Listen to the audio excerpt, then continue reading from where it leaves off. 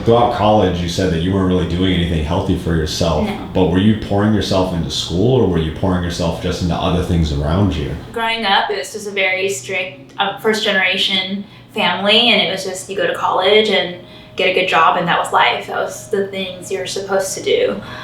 So just grew up in a very kind of strict religious household.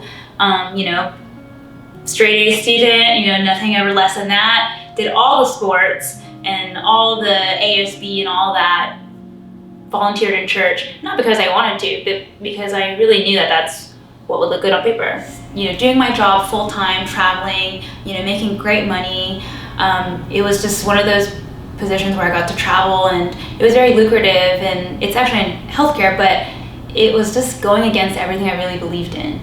More and more, you know, I just felt myself being, I wasn't aligned. I was not fulfilled. I did everything I was supposed to, you know, finish college, you know, have a great job. And I checked all those things off the to-do list, and I got there and I was super unfulfilled.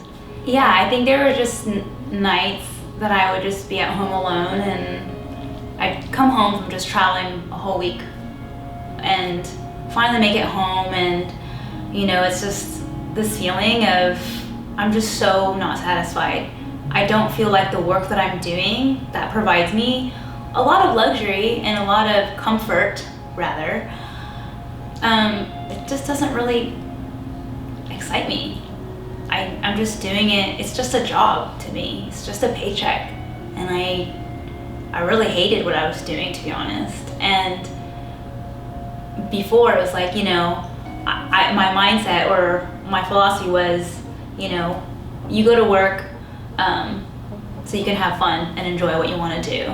And it's very rare if you get to enjoy what you do. And now my philosophy is completely opposite. And in that moment, like those nights where I would just come home, like to a lonely apartment and just be with nobody but myself, right? This is like, I can spend hours at the gym with other CrossFitters, but when you go home, when you're about to go to bed or when you wake up, you're alone by yourself. You're there with your thoughts. And it was getting more and more apparent that I couldn't lie to myself anymore, that this was the life I wanted.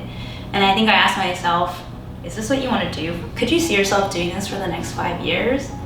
It was no, and I couldn't lie to myself anymore. Like, that was my truth that was coming out. I knew I wanted to start my career in fitness, and I knew that it was gonna be very scary to let go of this comfort, you know, of this paycheck, and like, what am I gonna do?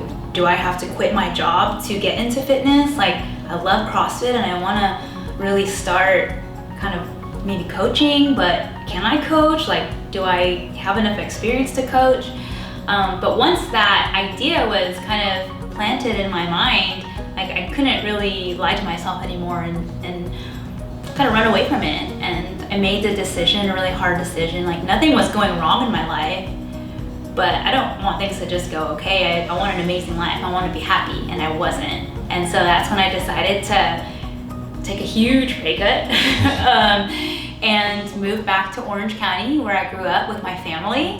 So after going to CrossFit for a year, working and grinding for a year, doing the things that I didn't love for a year, and my love for CrossFit and fitness was just growing and growing and really starting to consume me. And that was becoming more important to me than just this paycheck. Every day at the end, you know, just standing on your feet, moving around all day, like, you're physically exhausted, you're tired, and like, man, like, that was a really tiring day. That was a long day. And then you remember, like, all the PRs that people made, where you think back to, wow, I remember that person's first day, and like, now look at them.